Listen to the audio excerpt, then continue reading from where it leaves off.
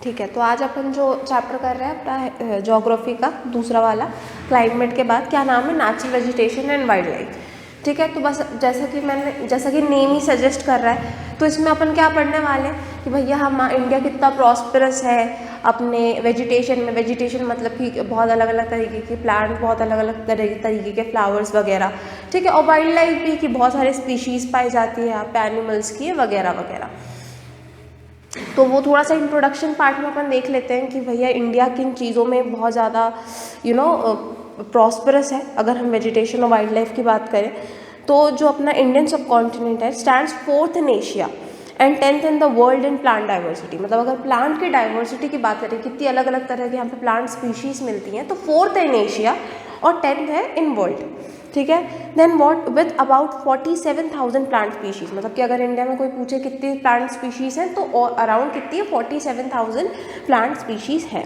ठीक है, it is one of the 12 mega diversity hotspot around the globe. ठीक है, मतलब कि जो 12 मेगा डाइवर्सिटी मतलब बहुत ज़्यादा डाइवर्सिटी जहाँ पे पाई जाती हैं, तो उनमें हम एक इंडिया भी शामिल है। ठीक है, then what India accounts for 6% of the world's total flowering plant and boots a rich diversity of non flowering plants like algae, fungi and ferns. ठीक है, तो यहाँ पे क्या बोला गया है कि अगर इस दुनिया में 6% जो प्लांट की डाइवर्सिटी है वो कहाँ पाई जाती है, इंडिया में ही पाई जाती है। ठीक है, तो ये भी एक बहुत बड़ा नंबर है। मतलब कि भाई पूरी जो प्लांट की डाइवर्सिटी, फ्लावरिंग प्लांट्स की डाइवर्सिटी वो कहीं कहीं पे फैली हुई है, पर 6% कहाँ पर है, सिर्फ और सिर्फ इंडिया में ही है। ठीक है, besides plant India is home to plethora of animal life will cover 90,000 species inhabiting different parts of the country. ठीक है, तो यहाँ पे क्या बोला है कि ये तो अपन ने प्लांट की बात कर ली। अगर हम वाइल्ड लाइफ की बात करें तो उसमें भी बहुत सारे एनिमल जो है, बहुत ज़्यादा एनिमल्स की जो डाइवर्सिटी है वो पाई जाती है कहाँ पर, इंडिया में। ठीक है, और उसमें कितनी बोली, प्लांट्स के लिए बोली थी 47,000 स्पीशीज़ और एनिमल्स के लिए कितनी बोली है, 90,000 स्पीशीज़। ठीक है, inhabiting different parts of the country the wild life includes mammals, birds, reptiles, amphibians, insects, fresh water and marine fishes. तो ये सब तो अपन को पता है कि भाई वाइल्ड लाइफ में क्या आता है। ठीक है, अभी अपन यहाँ पे जो इम्पॉर्टेंट है, जो याद रखने वाली चीज़ है वो क्या है। ठीक है, जो मैंने प्लांट के बारे में बताया कि भाई 6% वर्ल्ड का कहाँ पे पाया जाता है, इंडिया में पाया जाता है। 47,000 स्पीशीज़ रहे हैं, 4th है एशिया में, 10th है इन वर्ल्ड, 12 मेगा डाइवर्सिटी में भी इसका नाम आता है। ठीक है, और अगर हम उनकी बात करें, एनिमल्स की बात करें, तो कितनी 90,000 स्पीशीज़ जो है इंडिया में पाई जाती है। तो इतना इम्पॉर्टेंट है, इतना लिख लेते हैं पहले।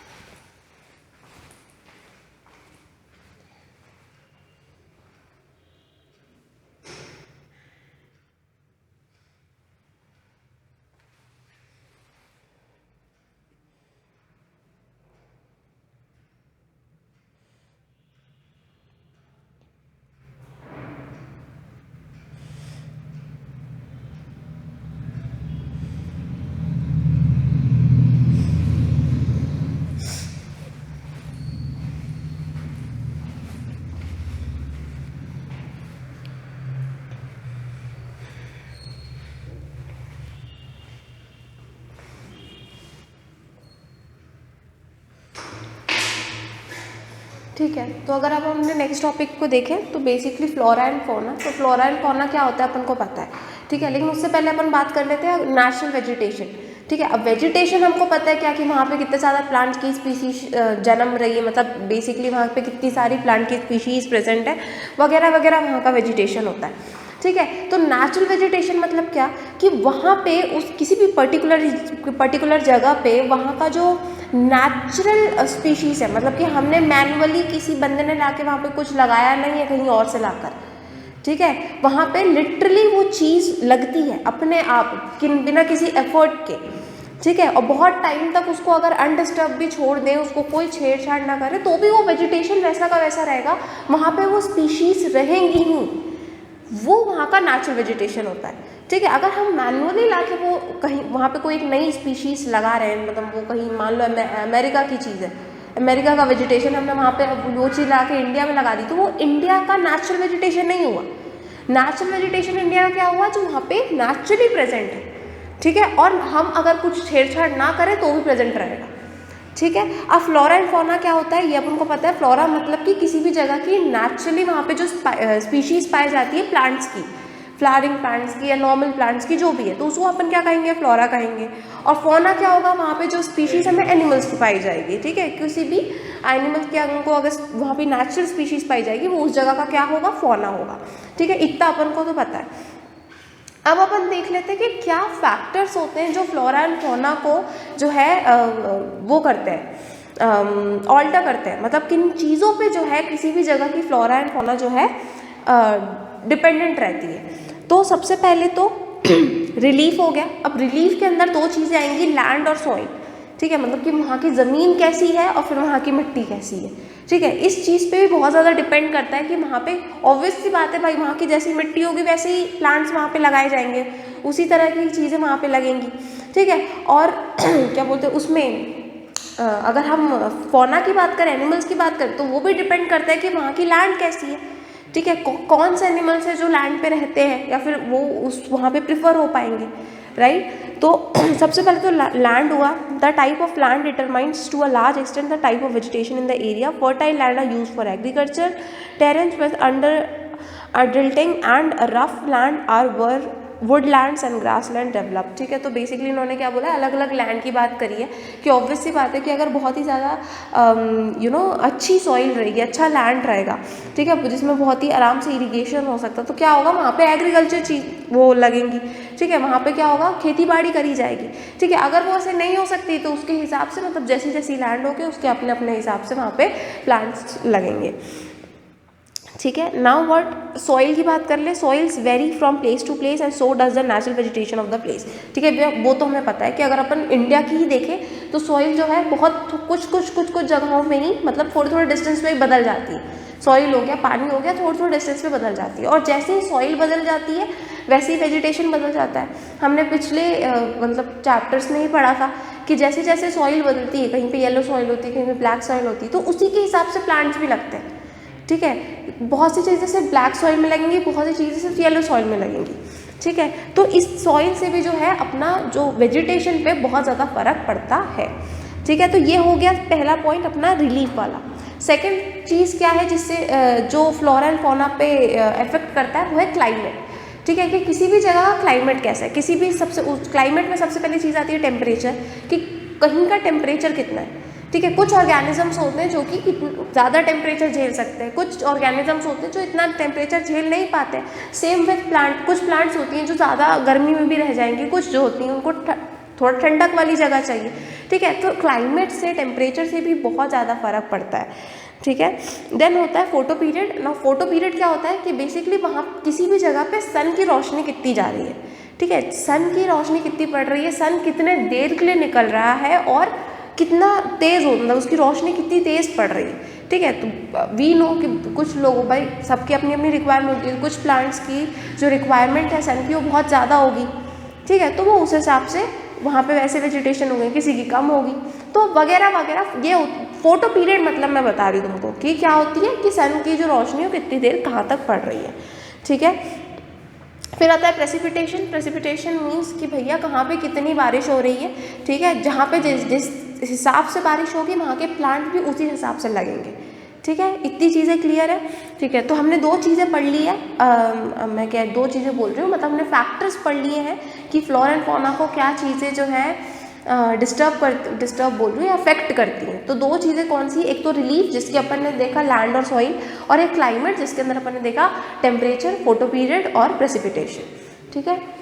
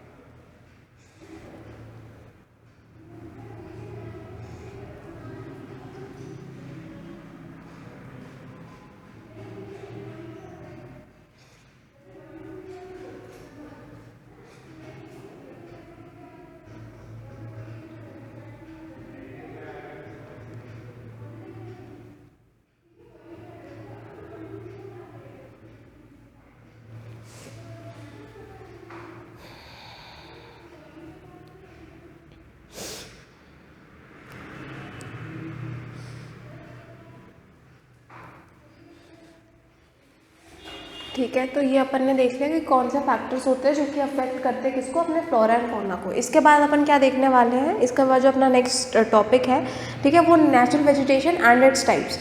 ठीक है, तो natural vegetation and its types में अपन क्या देखने वाले, बेसिकली अपन अलग अलग जगहों के बारे में देखने वाले हैं, अलग अलग वेजिटेशन के बारे में देखने वाले हैं, अलग अलग टाइप्स के बारे में देखने वाले हैं कि बेसिकली जो ये वेजिटेशन है, ठीक है, कहाँ पे कितने अलग अलग तरह का, इतने अलग अलग प्रकार का है। ठीक है, तो इसमें हम सबसे पहले अगर अपन देखें किसी को, तो वो क्या है, ट्रॉपिकल एवरग्रीन फॉरेस्ट। ठीक है, इनके बारे में देखने वाले हैं। तो थोड़ा बहुत तो पता होगा इनके बारे में वैसे, पर ये कौन सी जगहें होती हैं, ये मतलब वो फॉरेस्ट है जो कि बेसिकली जहाँ पे ऑलमोस्ट हर वक्त ही बारिश होती रहती है। ठीक है, जहाँ पे ऑलमोस्ट मतलब पूरे टाइम वहाँ पे बादल ही रहेंगे, पूरे टाइम वहाँ पे बारिश होती रहेगी। यहाँ के जो पेड़ पौधे रहते हैं ये हमेशा ही पूरे साल ग्रीन रहते हैं। ठीक है, इनके जैसे कि अपना एक टाइम होता है, मौसम होता है जब सारे प्लांट्स जो हैं या पेड़ पौधे जो हैं अपने पत्ते छोड़ने लगते हैं, मतलब कि झड़ने लगते हैं। ठीक है, पतझड़ बोलते हैं उस टाइम को। ठीक है, लेकिन यहाँ पे जो है, क्योंकि यहाँ पे इतनी बारिश होती है, ठीक है, और यहाँ पे जो वेजिटेशन है वो बहुत अच्छा है, इसलिए यहाँ का कोई फिक्स टाइम नहीं है। सबका, सारे ट्रीज़ का अपना अपना टाइम होता है पत्ते झड़ने का। इसलिए ये जो जंगल है ये पूरे महीने 12 महीने जो है हरे भरे ही दिखते हैं। ठीक है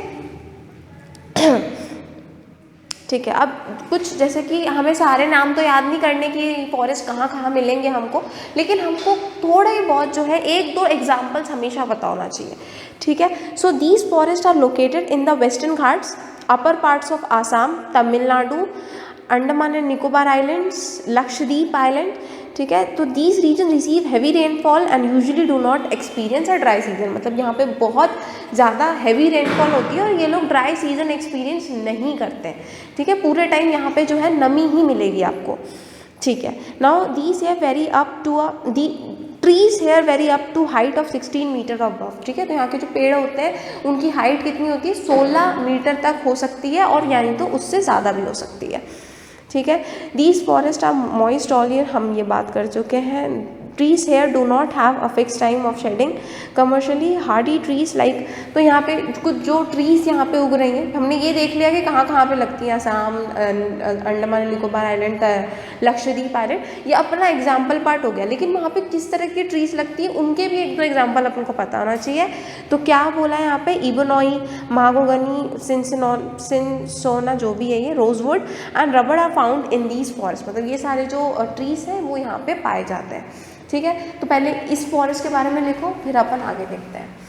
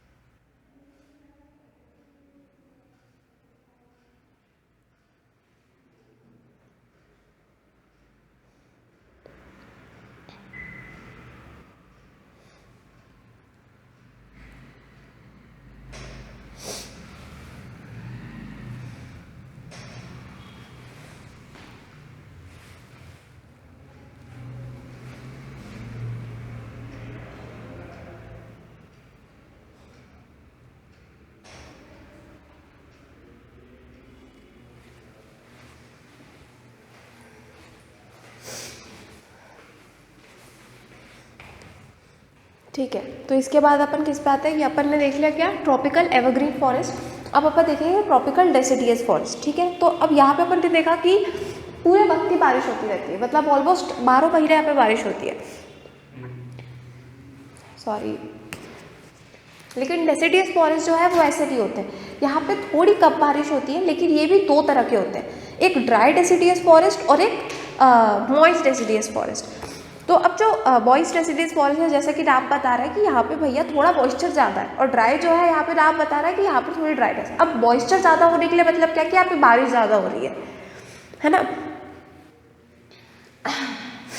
हाँ, तो मॉइस्चर ज़्यादा होने का क्या मतलब है कि बेसिकली यहाँ पे बारिश ज़्यादा हो रही है, और ड्राई होने का क्या मतलब क्या है, बारिश थोड़ी सी मॉइस्चर वाले डेसिडियस फॉरेस्ट से रिलेशन में थोड़ी सी कम हो रही है। ठीक है, ठीक है, तो ये बात क्लियर है। अब जो अपना मॉइस्ट डेसिडियस फॉरेस्ट है, वहाँ पे कितनी जो बारिश है तो वो 200 to 100 सेंटीमीटर हो रही है, और वहीं पे जो अपनी ड्राई है वहाँ पे कितनी हो रही है, 100 to 70 सेंटीमीटर जो है यहाँ पे इतनी बारिश हो रही है।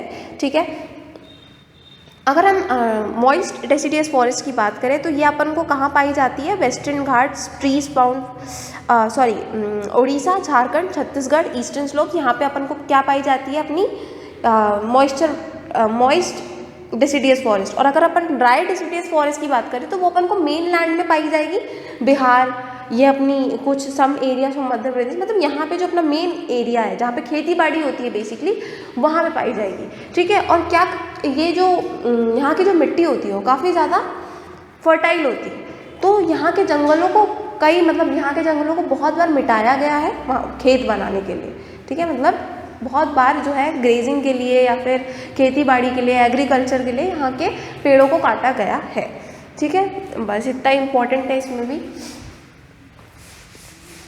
एग्जाम्पल दो याद रखने चाहिए कि भाई यहाँ पे कौन से ट्रीज लगाए जा रहे हैं और कौन से जो है कहाँ कहाँ पे ये फॉरेस्ट प्रेजेंट है।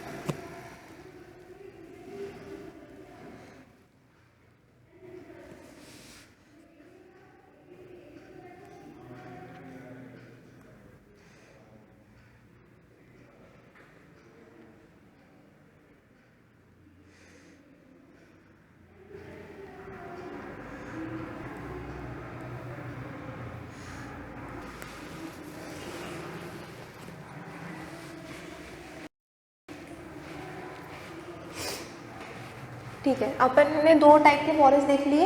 ठीक है, अब अपन जो तीसरा फॉरेस्ट है वो देख रहे हैं, क्या है, थ्रोन फॉरेस्ट एंड स्क्रब्स। ठीक है, थ्रोन फॉरेस्ट एंड स्क्रब्स। तो बेसिकली जैसे कि नाम सजेस्ट कर रहा है कि यहाँ पे बहुत थ्रोन तो अपन को पता ही है ना, मतलब कि वो जो कांटे वाटे होते हैं या फिर बहुत ही एकदम जो कांटों वाले जो बुशेस होती हैं, ठीक है। तो अगर अपन ऐसे प्लांट्स को याद करें तो ये अपन कहाँ पहुँच रहे हैं, बेसिकली बहुत ज़्यादा ड्राई जगहों पे अपन पहुँच रहे हैं, ठीक है, बहुत ही जो ड्राई एरिया होते हैं, जो बहुत ड्राई फॉरेस्ट होते हैं। अब ठीक है, अब जो अगर अपन ड्राइनेस की बात कर रहे हैं तो ये ड्राइनेस वाले फॉरेस्ट कहाँ पाए जाएंगे, राजस्थान, ठीक है, कि जहाँ पे थोड़े ड्राइनेस हो, जहाँ पे पानी की थोड़ी कमी होती है, तो ये मोस्टली कहाँ पाए जाते हैं, राजस्थान, गुजरात, छत्तीसगढ़, उत्तर प्रदेश, मध्य प्रदेश एंड हरियाणा। मतलब कि ये जो है ना इस तरफ का जो एरिया है बेसिकली वहाँ पे ये फॉरेस्ट पाए जाते हैं। अब यहाँ पे जो प्लांट्स होते हैं, जो मतलब मेनली जो प्लांट्स यहाँ पे लगाए जाते हैं वो क्या है, कैक्टी, पाम्स और यूफोबियस, ठीक है। तो जो भी है ये प्लांट, ये 3-4 तरह के जो भी है प्लांट्स, ये सबसे ज़्यादा पाए जाते हैं यहाँ पे।